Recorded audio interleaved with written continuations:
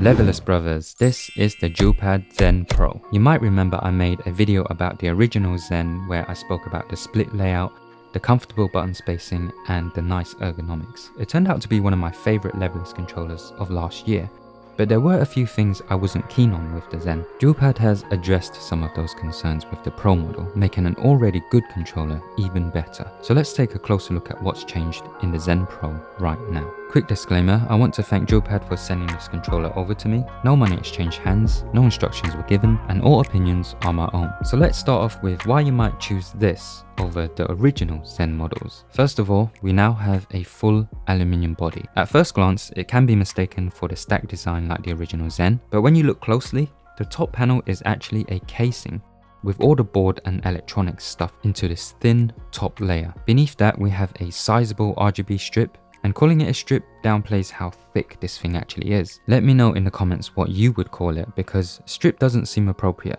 I'm going to call it the RGB fully clothed. At the bottom we have another aluminium cover and then a full-sized felt base. This is quite rare, we usually get a rubber base down here, and this is the first time I've seen a felt one like this. Man's not hot in the UK right now, so my legs won't get sweaty enough to test the wicking properties, but I suspect, now this isn't a fact, but I suspect that this could get drenched in thigh juices, so try to cover your legs when using this on a hot day. There's a leather palm rest along the chin now. I believe this is a Falx leather and it does feel good, but I'm not a fan of it. It's a fantastic idea, but I think it has the potential to cause issues in the long term because it's not super flush or tightly sealed. So if it gets dislodged or starts to fray, you've got something else to deal with. So it's nice they thought of this, but longevity wise there might be concerns. Having said that, I've not used it over a long period of time, so I can't say for sure how it would hold up in a couple of years. So yeah, build wise, apart from the padding on both sides, aluminium is the big thing. Some of you might like it, and some of you might not. If you do enjoy the qualities of aluminium in your life, check out today's video sponsor, PunCube. Their mech wallet is a slim, lightweight RFID blocking gadget that fits 5 to 6 of your favorite cards. You can access your cards with a simple sliding motion, and I have to warn you, this thing can get addictive because it doubles up as a fidget. Each style comes with its own variation of tactile motion and oral experience. This one I'm showing you today is the Aluminium Wasteland in the Desert colorway. It has what PunCube calls the pinball effect. They say it's perfect for stress relief and fun, and I totally agree with that. Listen to this.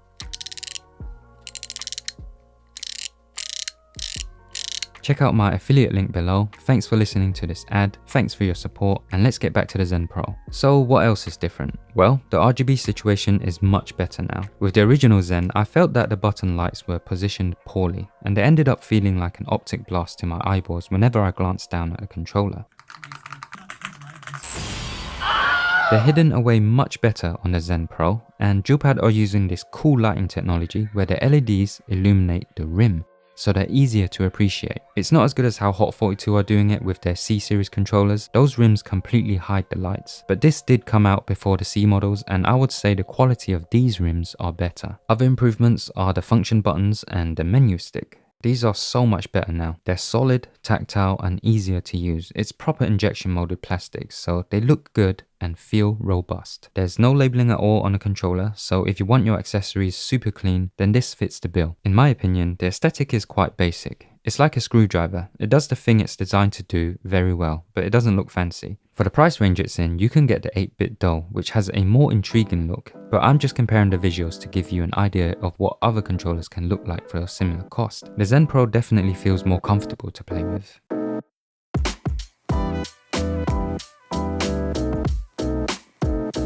Under the hood, the rest of the controller is what we expect from the Zen. It runs on the GP2040 software, so it's mad customizable. You can have any button anywhere, or disable the ones you don't want. You've got SLCD modes for tournament compliance. We can edit our setup on the fly with our stick here, so instead of memorizing a bunch of keybinds to change, say, D-pad to L-stick, you can just click, select, and set.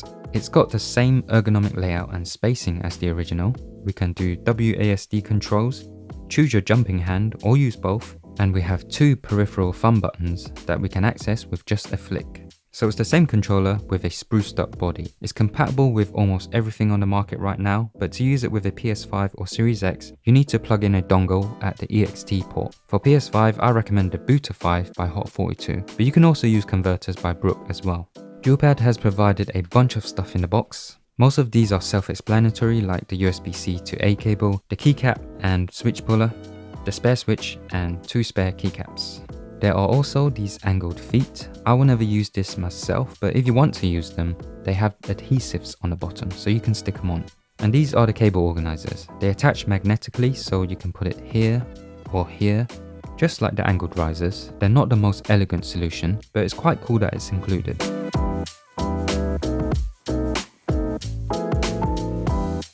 All of the button caps are 20mm except the 25mm jump buttons. You can find plenty of replacements on AliExpress, and a Hot42 selection of keycaps will work here too. Duelpad has installed white rain switches, and in my opinion, you don't need to change these unless you know you prefer something different, like clicky switches or something with a lower travel, like the shadow hunting switches. To art mod this, you will have to find a service that will print off vinyls, but take your time with those if you don't want to make an absolute meal out of it like I have done before.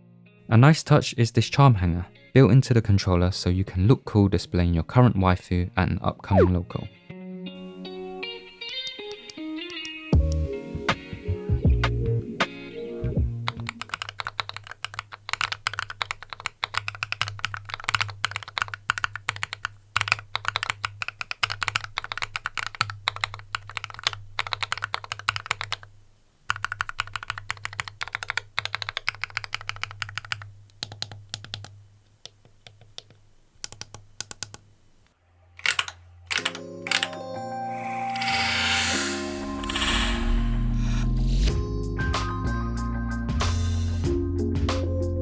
Mavericade's Key Brawler and the Tiki Taka would be good comparisons for this section, but I don't own a Maverickade and no longer have my Tiki Taka. If you want to see a review for the latter, just click the link on screen now.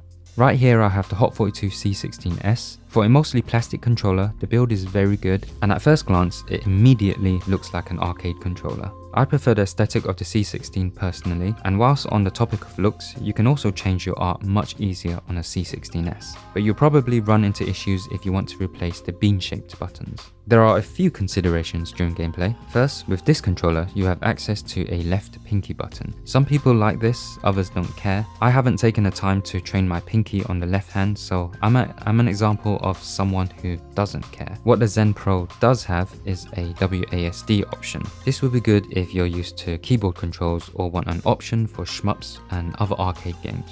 Second, this one is a biggie for me, but I like to use my thumb for light kick and medium kick on SF6. It's these two buttons. On the C16S, my thumb tends to input this peripheral button accidentally. On the Zen, there's a lot more clearance, so accidental inputs in this situation is minimal. They both use GP2040 software, so what they can do as a baseline is the same. Although the Zen does have quicker access to customizations here with the mini stick. You can get the C16 models for almost half the cost of the Zen Pro. And if you're okay with the price of either, the decisions you have to make come down to the ergonomics of the Zen Pro, the art mods of the C16, the cost difference, and most importantly, how your own playstyle adapts to them. Either way, if you want a split layout at a lower than boutique cost, both of these should please you.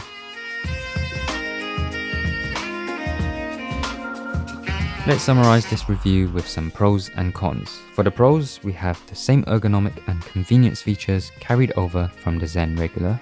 It's got a new robust aluminium body, and it comes boxed with a bunch of extras you might find useful. As for the cons, compared to other controllers you can get at this price point, it doesn't look particularly pleasing. As for the comfort features like the palm rest and felt base, I think these have a risk of aging poorly and being difficult to replace. Although I'm sure Duelpad will do their best to help if you message them. The Zen Pro has kept the core elements of what made the regular Zen a good controller. If you liked the original Zen, I think you'll enjoy this too, if art mods aren't a priority for you. And if you feel like most leveless layouts are uncomfortable, it might be worth trying a well-made split layout like this to see if your hands and arms take to it. So there you have it, that's the Zen Pro. I appreciate you dropping by. Fire away if you have any questions, and if you like anything you saw today, don't forget to use my affiliate links below. it helps the channel massively. I've got a few more leveless reviews coming before the end of the year, so if you enjoy these controllers and you want to hear more about them, please like, hit the subscribe button, and I'll see you lot soon.